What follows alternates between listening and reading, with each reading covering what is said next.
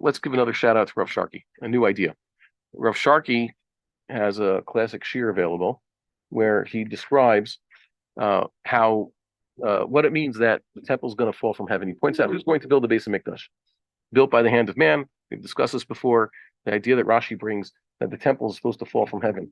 So Rav Cherki was talking about this concept of the temple falling from heaven that we've discussed before. He gives this idea that it's conceptual. And it means its concepts are heavenly. And he gave the example of the verse in the Torah that Moshe Rabbeinu was told to construct the components of the Mishkan, the kalim for the Mishkan, Asher Horetha Bahar, or as you've been shown on the mountain. He was given these ideas in his mind about how it should look. I mean, he was shown how it should look. So that's what you're supposed to do. Mm-hmm. Now, I think that this is a good resolution. The problem is, you look in that Gemara over there, which we have a few shiurim about. You can see that Rashi, when he proposed that the temple would fall from heaven already built. By the way, it's a machlokas Rashi and Rashi. Rashi in Ksubis says that the temple is to be built by man, as we saw.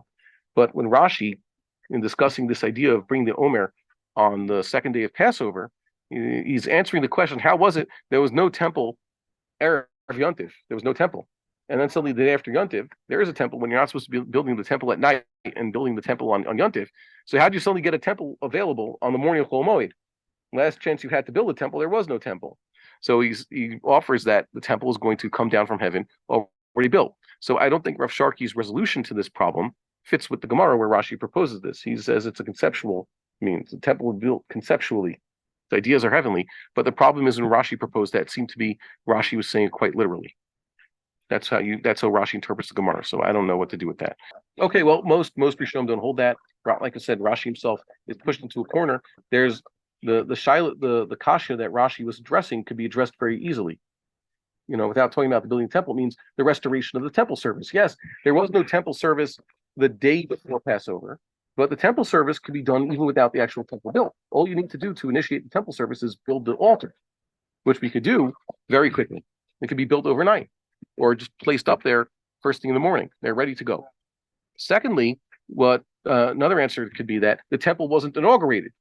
Don't forget, when Solomon built the first temple, the temple was standing for a while. They're building it. They decided the official grand opening would be the 8th of Tishrei that year, but they could have done on the 7th, the 6th. The temple was mostly standing there. It's not like they just put it up overnight. It took a few years to actually build the thing. Rome wasn't built in a day. So there you go. And also the Mishkan, according to our tradition, the Mishkan was completed on the 25th of Kislev, but God told Moses officially put it up and dedicate it on the 1st of Nisan. So they could have done it. That's basically what it is. I'm in Melachim right now, and from what I figured, it took Shlomo around 14 to 15 years. No, it didn't. Didn't take that long? No, and then he built his own palace. But the temple he got done within the first 10 years. He only got started in the 4th year? He had to buy all the stone and he had to move it. David started it for him. It says here, let's just L'ma'an ha'emet. Let's just read what it says in the book of Malachim and the book of Divrei Yamim when the temple was constructed. Okay, it says here in the book of Malachim. Here it says Shlomo prepared it. Vayhi v'shmonim shana v'arba shana l'tzeif b'nei Yisrael me'eretz Yisrael b'shana revi'ith b'chodesh ziv hu ha'chodesh hashni l'imloch Shlomo al Yisrael v'yiven habayith l'Hashem. Heard that?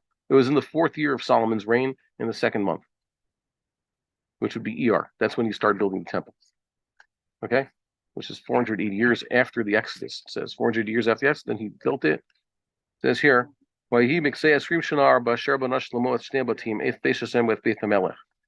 took him 20 years for the entire project to be finished. Okay? That was his Beit HaMelech.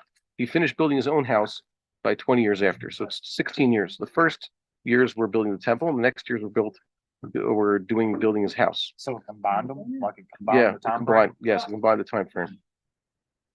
That's strange. Yeah, it's why would it work like that? Because that's when the corruption started. Once he was sitting pretty for too much. So Shlomo HaMelech made, like the Gemara describes, that's when he made the mistake that he wasn't going to get tripped up by his wealth, his power, and his women.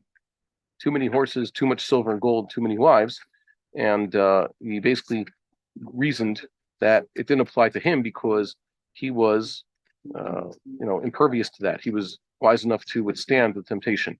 But the problem is, then it describes here's all the glory he had, and then says he went off the derech, whatever it is. Okay. I want to see a relevant verse over here.